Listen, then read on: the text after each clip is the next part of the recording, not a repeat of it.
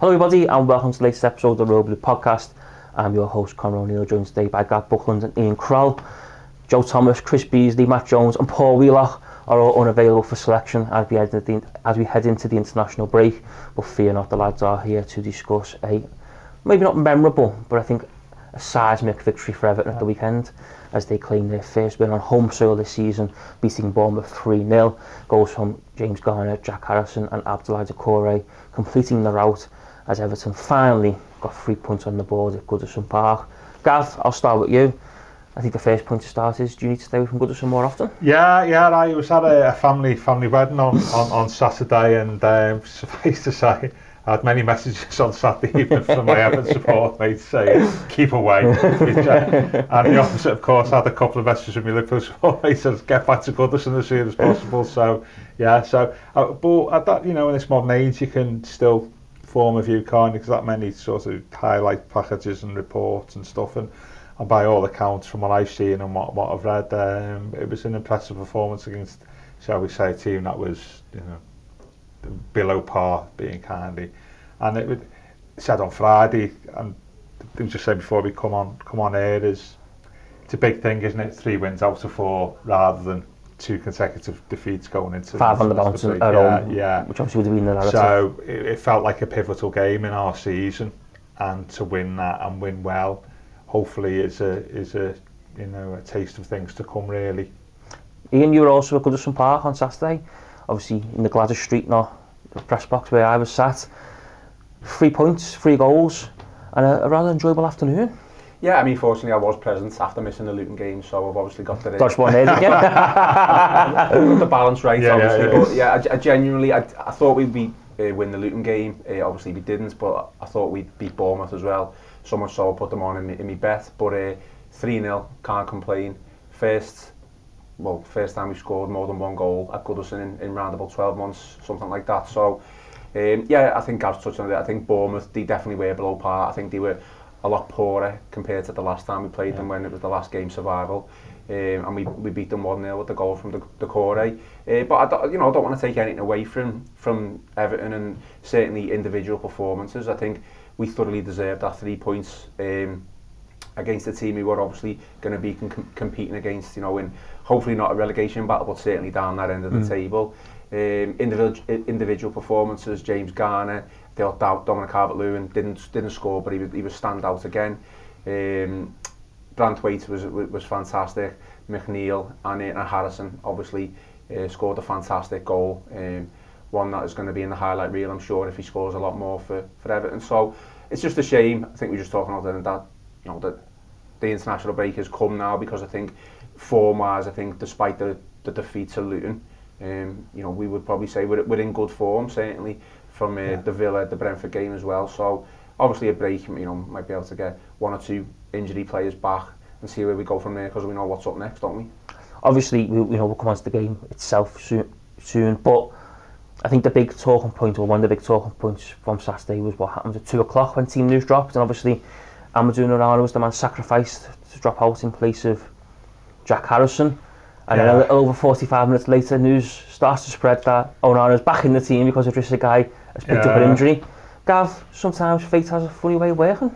Yeah, and was why Onana was not in the team. Dyche emphatically shut them down when was asked after the game. Yeah, and you can see why, when you looked at the Luton game, why you'd probably play Garner again instead of having Onana, because I think you said that. I thought they missed him when he went for half time. Half, so you can see from the Luton game why you'd do that, to be honest with you. So in some respects, if you're going to put Garner in, as in James Garner, having Garner guy there made sense. I haven't seen the Luton match, and yeah, these things happen, don't they? And I think Onana, when we know what he's like, I said last week that when we play well, he tends to play well, and when we play badly, he tends to play badly. And he came in, and I think maybe second that he improved as the game went on from what I've seen. Sometimes it's just a twist of fate. But I think the important thing though was getting James Garner in the middle. That's that old adage of put your best players in the best positions, and he is said before, he knows how to play football, that lad, and I think that was probably the main reason why it worked, really.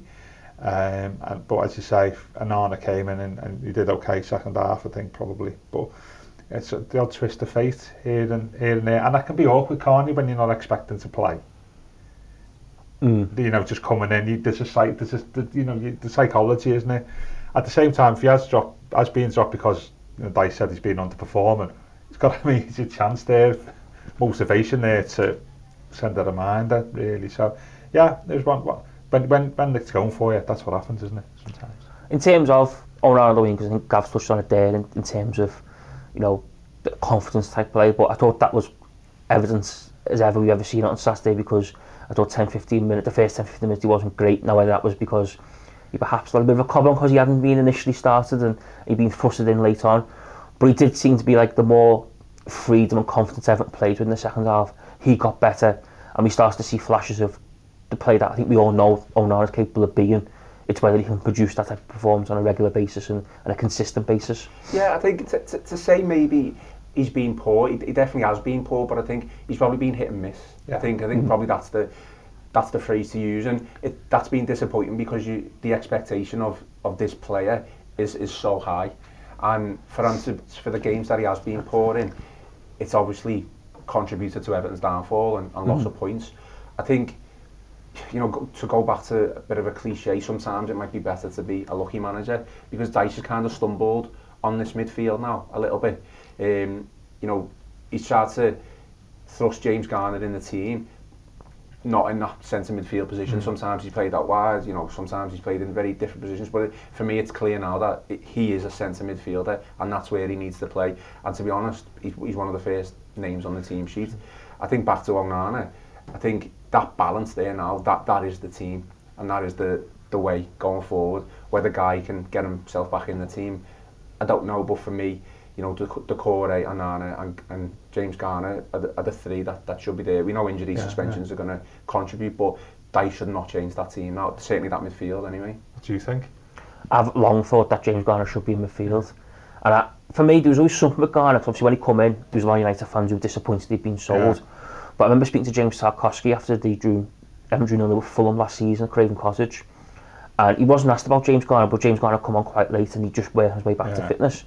And he just went into one about James Garner, about how technically good he was, how you know he's a great lad to have around the place, but you know he's got real technical ability. And that always stood out for me, that, because I thought he's clearly made a lasting impression here on his teammates, and he's clearly got something about him that has caught his teammates. Because James Tarkowski wasn't prompted to talk about James Garner, he just brought him into the conversation.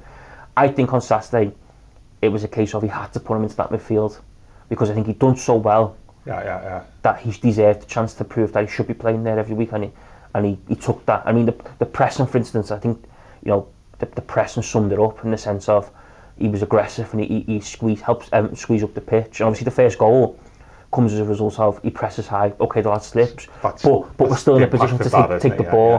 And then, you know, when he was bearing down on goal, I was actually thinking to myself, just shoot, don't pass, because he had two options to pass, and I thought, and I think maybe that is a difference, I thought, a little bit as well, because I think maybe in time gone by, he perhaps wouldn't have had the confidence to shoot.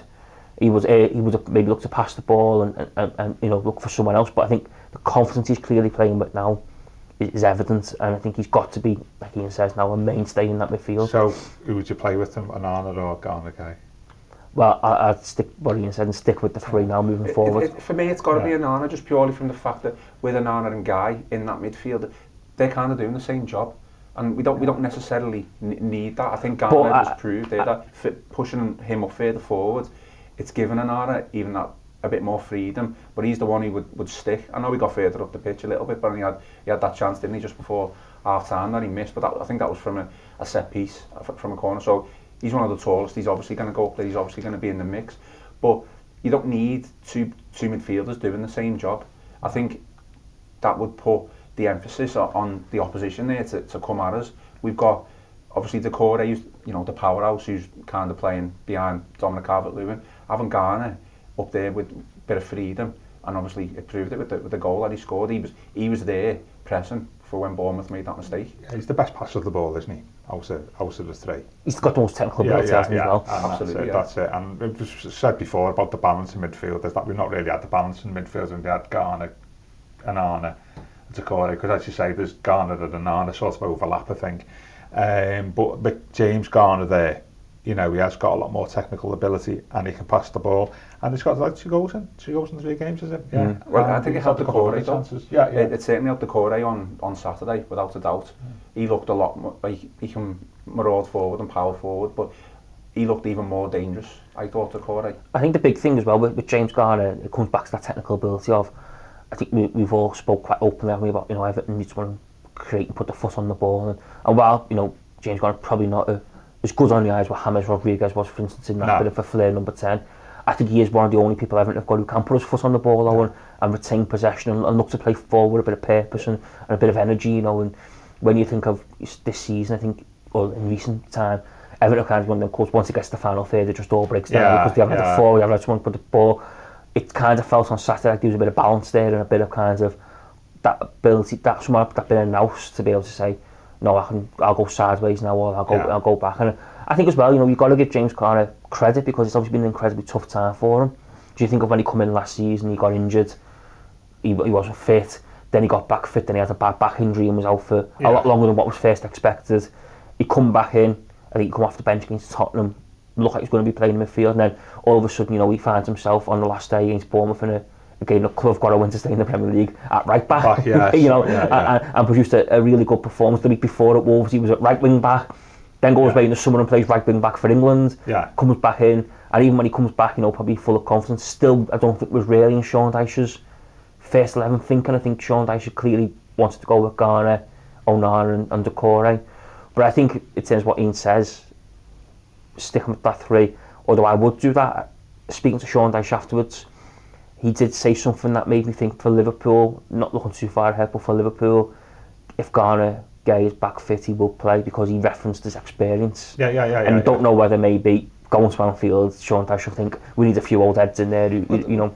Yeah, well, this is one of the things we've said about, like, on the pod, is like we've got a lot of older players and a lot of young players. If you think about it, Onana and Garner are both, what, 21, 22? Yeah. I mean, they've probably played, I don't know, 50 Premier League games between them in centre midfield. That's not a lot of experience there, is it? You know, asking 2 players with that, you know, that small number of games. I'll be very disappointed. To player, you know, that's why it makes sense to go with Garner Gay as more experienced option in some games. You know, I'll be very disappointed if you know those 3 were fit, and he changed that against Liverpool. I think there's been times this season where Dyche has changed the team and it's been a little bit detrimental, and he changed the team basically because he's thinking more about the opposition rather than our qualities. Again, I'm not being, this sounds like I'm being critical and not giving Dyche enough credit, but he kind of has stumbled on this a little bit. So if he thinks now in the future, well, I'm going to change this or I'm going to bring Guy back in, I'm not saying Guy's not good enough or whatever, but that was the most complete, balanced Everton midfield performance, regardless of the opposition, that I've seen, not just this season, in a long time. So I'll be disappointed if he changes that for Liverpool. We talk about the opposition, obviously, everyone's been quite vocal, I think, in how poor Bournemouth were. But as my granddad would say, you can only beat what's in front of you. You know, you know, your granddad says a lot, doesn't he? He was saying about last week. Cliches. He is a man of 70 plus years. They're the best. But I think in terms of balance, gents, I think obviously Jack Harrison coming in, he was someone the club recruited in the summer from Leeds United on loan. I thought it was a really good sign at the time. Obviously he's only just come back into the fray, or come into the fray because he's obviously had a hip injury.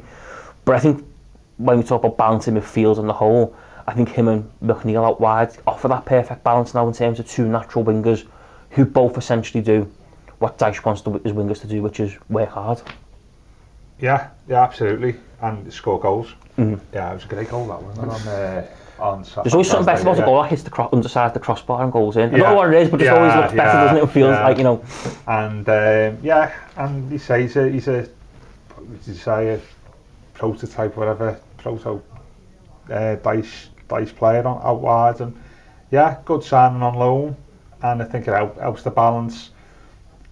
I mean, I think also as well, perhaps, you know, if you've got like somebody who comes in from the left, what you want ideally is somebody to your full-back then to fill the space, don't you? I just wonder whether like at some point Patterson as a right back would fill that space where Young, but he's a bit older, perhaps is a bit more limited. But from what I've seen so far against Luton, from what I've heard about Saturday's game, what I saw against Saturday's game, I think that's going to, he sort of, I wouldn't say nailed on there, but you can see that that's going to be his, permanent fixture there, to be honest with you. I think the big thing with Jack Harrison, obviously, it was well known when he first signed in August that it was going to be around October when he was going to come back, and I think eyebrows were raised in the sense of, Everton need plays for the now. They've got big games coming up. They can't be writing 4 or 5 games off waiting for Jack Harrison to come to get himself back fit. But I did think on Saturday that we perhaps saw why Everton were prepared to wait, and Sean Dyche certainly was prepared to take him and wait for him to get fit, because, like Gav's touched on, he scored, but he also created, and he was a constant threat. Yeah, absolutely. I think you're right. It was, when you're signing a player, whether it's on loan or a permanent fixture, and they are injured for a couple of weeks, couple of months. Certainly, when we needed players in back then, obviously Dyche has looked at the bigger picture and thought he's not out for a sustained period of time, just a short period of time. Obviously, he's probably still not 100% fit, but he's getting there. He certainly played a long time. Did he come? I can't remember. Did he come off? Did he come off? Yeah, about 70 odd minutes in. So obviously, that's fair enough. He's building up to that. I mean, fantastic goal. We've got a Yorkshireman in the office who supports Leeds and actually raves about him. So I think it's all positive stuff, and I think you touched on it there, Connor, when you were asking the question to Gav. He works hard, and that's probably something that Everton have missed, certainly in the first couple of weeks of the season. With Dan Juma probably taking that place, I think he probably has the qualities, but has he got enough in his locker to be working hard for the team off the ball? Yeah. Probably say at this moment in time, no, he hasn't shown that. He's obviously missed a couple of chances, Dan Juma, so that's why he's come straight in, Jack Harrison, into the team when he's been available and fit, and he's he's certainly proved his worth. I mean, what a fantastic goal, absolutely amazing. We just said the underside of the bar makes it even more sweeter. Yeah. But his work rate is definitely going to be a plus, and that's why he probably is a Dyche player, and he's helped out defensively as well as on the attacking front as well. I think it's only right there that we point out that Yorkshireman is our manager next to Chris Walker. Yeah, obviously. Give him a shout out. Nice shout out for Chris there. But one man who left Goodison Park, I think a little bit frustrated on Saturday, was Dominic Calvert-Lewin. Come into the game in the back of 3 goals in 3 games. A goal against the Cherries would have took him to the magic number 50 in the Premier League. Indeed. He rattled the crossbar, but went wide with a good chance in the second half.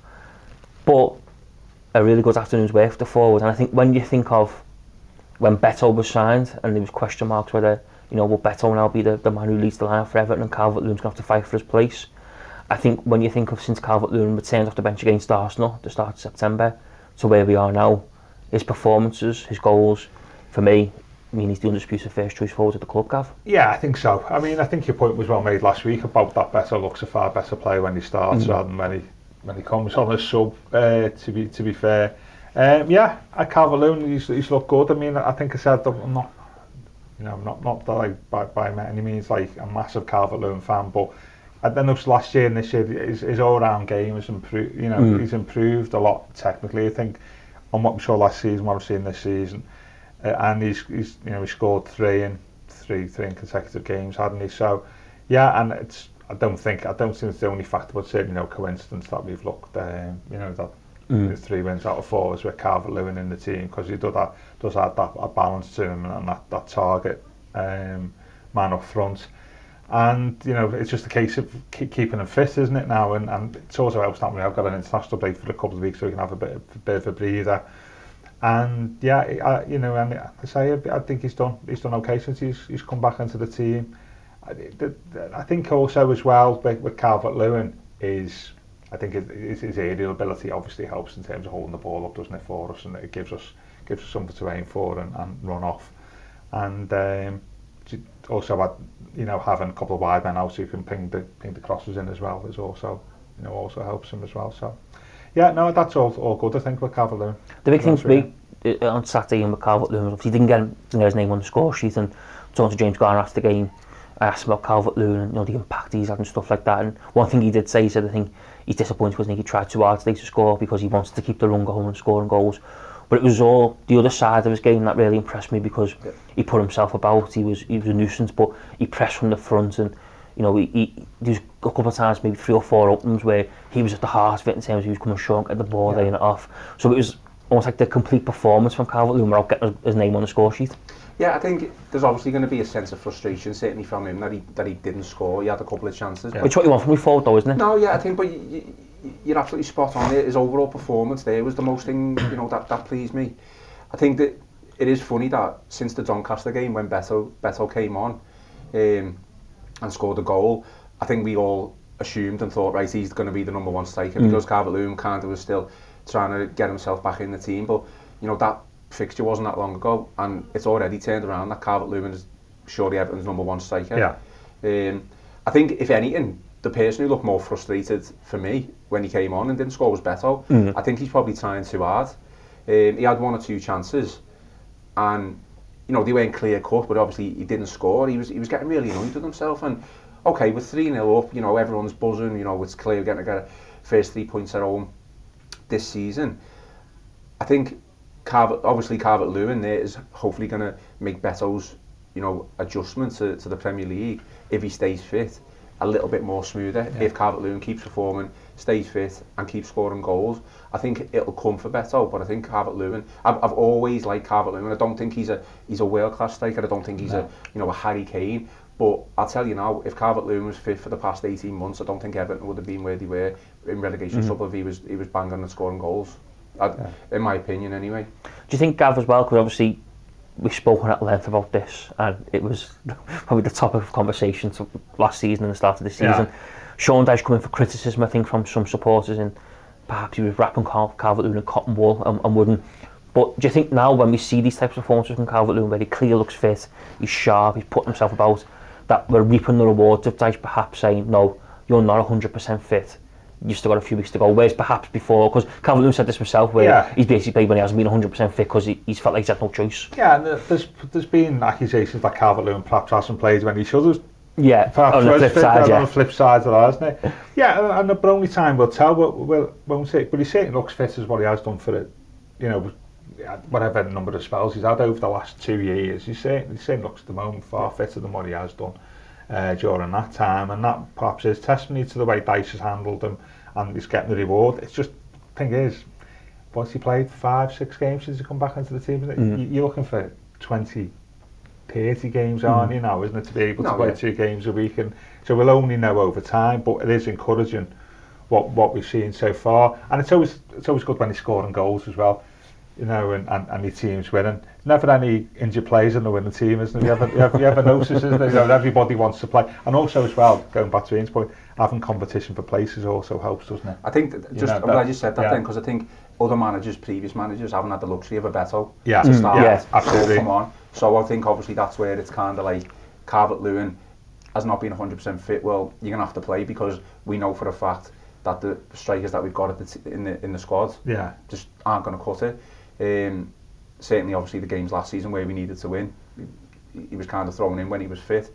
He didn't play against Bournemouth, did he? No. The last game. So he got injured at Wolves, didn't he, before? He missed that one, but I think, it sounds like I'm not being, given Dyche his due. I think I am on that respect. I think he's definitely been managed better, Calvert-Lewin, but I think he's had the luxury of being able to bring a Beto on, or start a Beto when he's been able to. Sorry, I was just going to say that was the point. The other point with that was making it like it's competition for places, so he's not really had. Yeah. Mm-hmm. I mean, if you think perhaps Calvert-Lewin's had the biggest kick with the backside. That's what I mean. Psychological thing. Yeah, I think as well. Yeah. And I also think as well it's quite interesting, because we talked about Calvert-Lewin being thrust back into the action.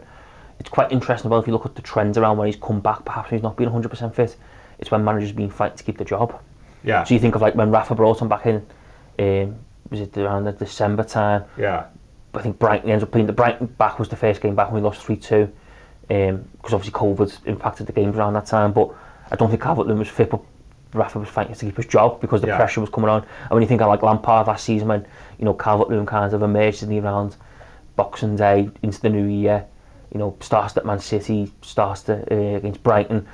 Lampard again was fighting to keep his job. So it's almost probably been a bit of a selfish aspect as well from Rafa and Frank in the sense of, completely.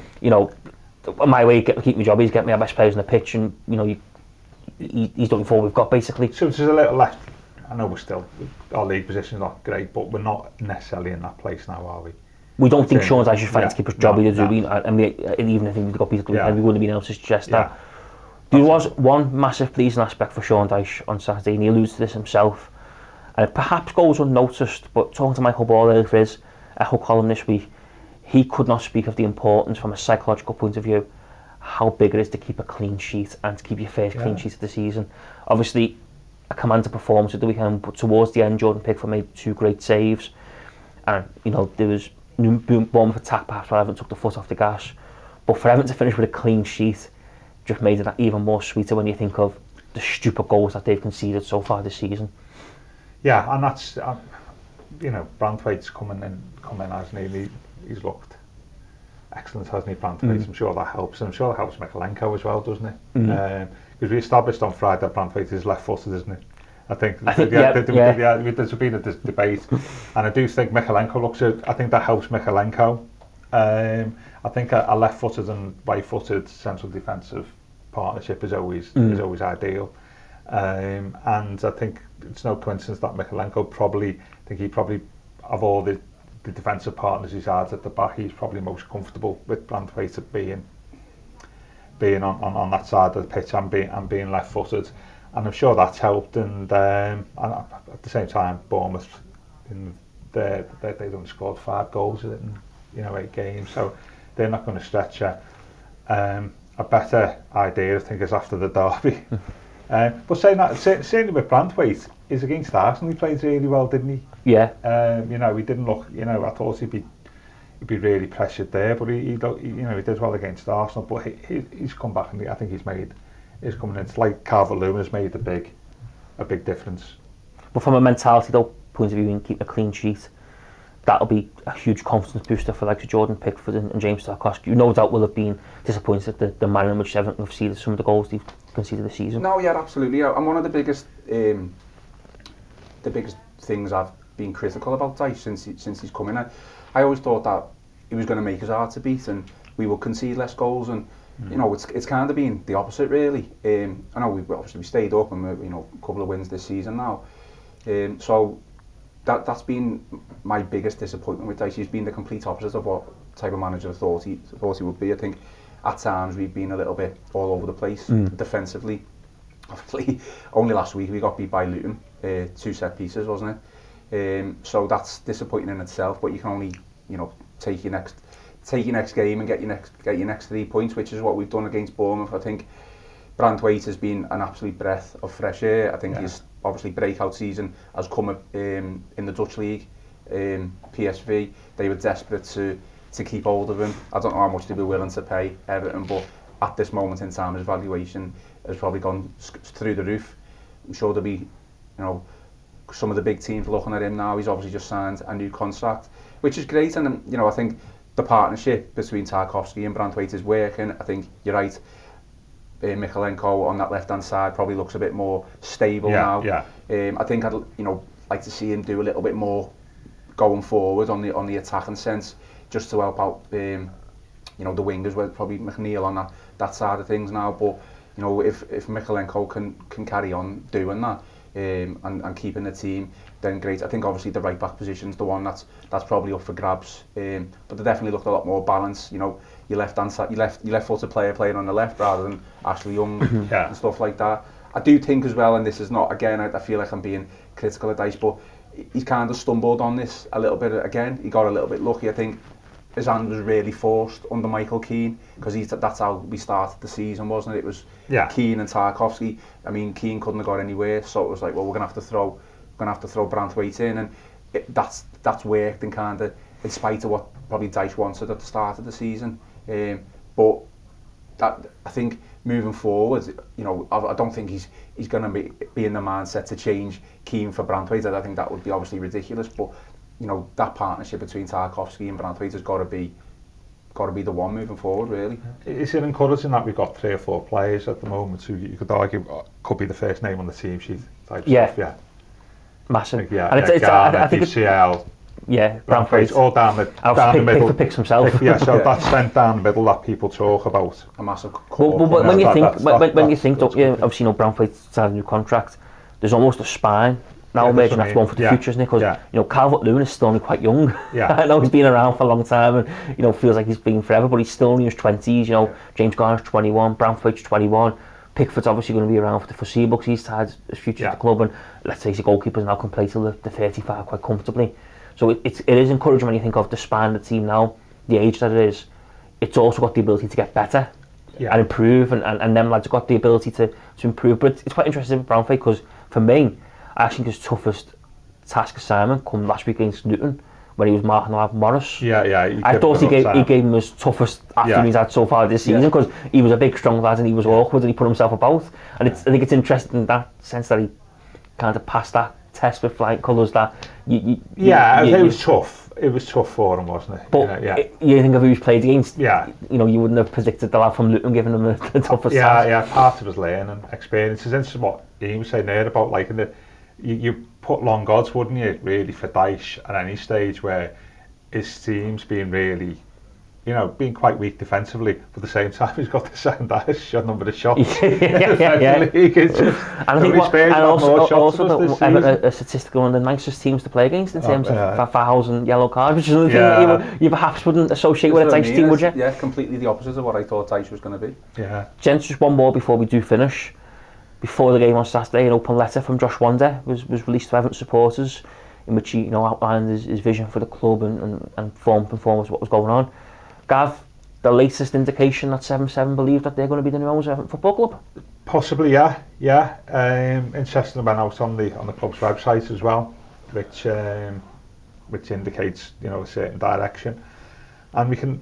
I mean, there was someone there. I'm not sure whether I was mentioned Alan Ball. To be fair, but that's at the bottom. Maybe I'd have swerved that. But and if you're being kind, you say like at a time when people say there's no communication, they are communicating. So you can't criticise them for that. I'd query whether some of the football achievements.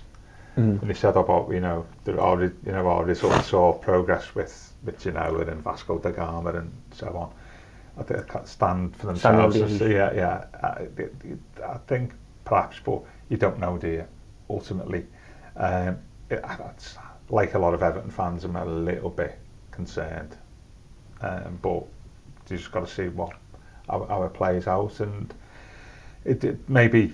Again, we were talking before we came on air. Maybe this indicates that maybe there's perhaps been conversations, and they know where the wind's blowing on the way the Premier League are going to look at this, and so consequently they feel confident about communicating at this stage, and we'll just have to wait and see. Ian, Gav's just on there though. Is the big thing in all this that it's direct communication to supporters? Because obviously, the echo we've obviously called this out quite a lot, but there's been a lack of communication from people at the top of Everton. To supporters in terms of what's going on, what's happening. Obviously Josh Wander is officially nothing to do with Everton, but he could become the new owner. So is this a positive step in the sense of this is the start of what should happen if 7-7 do become the owners, that they got to be open and transparent to communicate to supporters? Yeah, obviously I think so. I think since Macheri's taken over, it's something that we haven't really had, and he's filtered his lines and his statements through Jim White and Talk and Sky. So I think that's been one thing that's been very frustrating for Everton fans. I don't know what's going to happen. The takeover is obviously, if it does happen, it's still going to take a couple of months, isn't it? But I think from the outside looking in, I think people within the club are embracing it, or they've been told to embrace it. At the end of the day, I didn't read the letter, so don't ask me about it. I will read it when we get out to recording this show. But I think it's something that it looks like this takeover has probably got to go through, whether it's cautious or not. Because does Macheri want to continue to fund the club? I don't know. From the outside looking in, it looks like he doesn't, and it doesn't look or seem to be any other option available for the club. Administration has been, tentatively talked about. It's not a good word, centred around football clubs. That's something that we don't want to entertain at all, something that we don't want to do. You're looking at like points deductions probably, if that's the case. So I'm with Gaz. I'm a little bit concerned because you don't know. They own all these football clubs, or they've got shares, percentages in all these football clubs who aren't necessarily doing fantastic in their own right. But it's probably looking like something that we need to get this stadium over the line as well. Yeah. I think what will be interesting with 7-7-7 is, as we record today, Monday, Monday morning, the Everton Fan Advisory Board put out a statement in which they included the 14 questions that they've collaborated after meeting supporters groups and inviting supporters group feedback. And there's, I think, some pretty challenging questions that, are being put to 7-7, but of which Everton fans deserve to know the answer to. And I think it'll be interesting to see what happens next with that now, because if 777 respond directly to each question, or whether they, release some sort of statement responding. But there's some very interesting questions that are being put forward to 777 on behalf of supporters by the Fan Advisory Board, and I think it'd be interesting if they're as open and transparent under the pressure of responding to questions than releasing open letters, should we say. Yeah, I like that one about, it was in the draft I seen about would money from Bramley Moore, say if you had the concert there, would that go to Everton or would that go to 777? Because it's not really football. And I thought that was, because that's one of the things about Bramley, will be able to have like concerts there and all that type of stuff. It's got to be the Euro games, isn't it? Well, where does that money go? Does that go to the football group or that company, or does it go directly to Everton? I thought that was a very interesting question. That's the problem you've got about multi-club ownership, isn't it? That, at the same time, the bits he said in the letter, didn't he, gives you, a chance to sort of tap into the resources and expertise elsewhere within the group, but it also means sometimes actually some of the money gets potentially filtered for the group if it's not directly related to Everton. So that'd be an interesting. It's probably a question that would be put forward to any owner of a football club though as well, isn't it? I think it's a very good question. I think Mashiri, if Mashiri was going to stay, I think, would Mashiri profit from that, and Everton wouldn't? I think it's out there for everyone. I must admit, as we speak now, that the 14 questions that have been put forward by the Fan Advisory Board, I think are really, really good. I think there's some really interesting ones there that I think we're all keen to know and understand. Obviously, as journalists, as fans, as anyone who's connected to the football club, keen to understand. I think they certainly deserve, praise, because I know they come under a lot of pressure, the Fan Advisory Board, but what they have produced to put forward to 7-7, I think was really, really good, and hopefully, them and the supporters and ourselves get the insight that we want and the responses that we want, because I think it gives a clear indication in terms of what you said there, Gav, about what 7-7's plans are actually are moving forward. Yeah, absolutely. Gents, thank you very much for joining me. We will be back on Friday to chew the fat a little bit more as we enter the international break. But for today, thank you very much for joining. You've been listening to the Rarity podcast.